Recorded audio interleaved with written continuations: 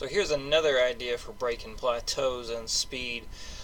Tried this out with one student who was having a hard time getting a 16th note pattern, just picking straight through for a Black Dahlia Murder song.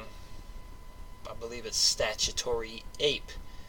The idea is, and I got this idea from a progressive calisthenics routine that I'm doing now. Basically, it's all body work, but you're progressing up to being able to do ridiculously difficult exercises. So the idea is, when you're progressing from one to the next, you do a large volume of the exercise before moving on to the more difficult one. Like right now, it's like one example is incline push-ups.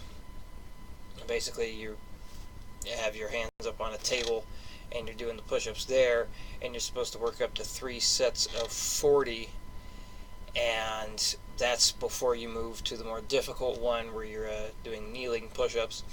So took this idea, put it towards the guitar stuff, and I said, pick a speed that it can't be super easy, but slightly challenging, and then try and do it. Just do the alternate picking or the riff for a full minute, no breaks for a full minute. And then, because we're doing it for so long, instead of increasing it by 5 beats a minute, I said, well, maybe just increase it by 10 in this case.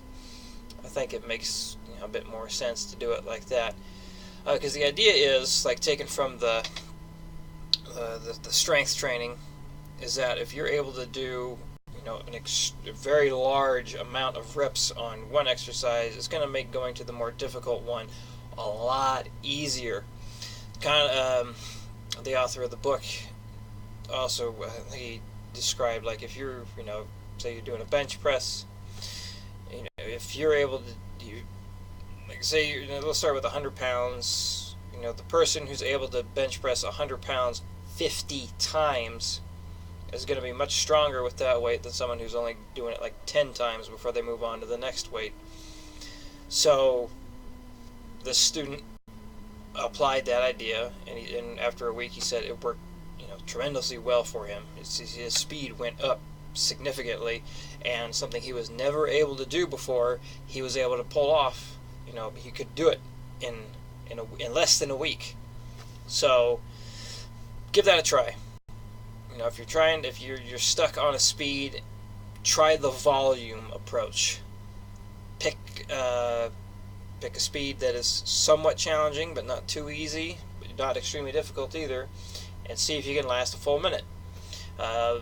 So if you can't last a full minute on that speed, I say back up and keep backing up until you reach a point to where you can do it for a full minute, and definitely do like at least a minute rest in between going to the next one, because you're going to be wearing yourself out pretty fast by doing that. And you could try doing it every day, but it may be better to do like every other day, so this way you have time to recover from that, because you're definitely going to be pushing yourself by trying to do speed picking for an entire minute straight and then doing it in several sets.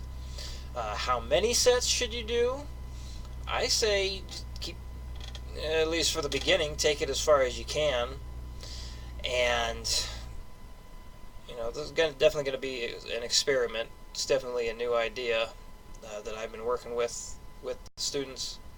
I haven't tried it myself. I mean, I did something similar to this before, but not quite the same idea. But I just know that if you're doing it for a very long time and you're pushing your body past its limits, you're going to need some recovery time. So it might be a good idea to do every other day, and maybe no more than 20-30 minute session, and see how you feel. If you think you can handle more, try more. You think it's too much, back it off. Everyone's going to be different. There's no 100% right answer for how many sets you should do and how long of a practice session you should do it. And if a minute's too long still, maybe just start with 30 seconds. So you can change that too. You can try 30 seconds, then move up to a minute. You can even do 2 minutes if you really want to. So experiment with it, and let me know how it goes. So this way we can all have feedback on this idea. And yeah, if you have any questions, email it to me. And yeah, thank you for watching.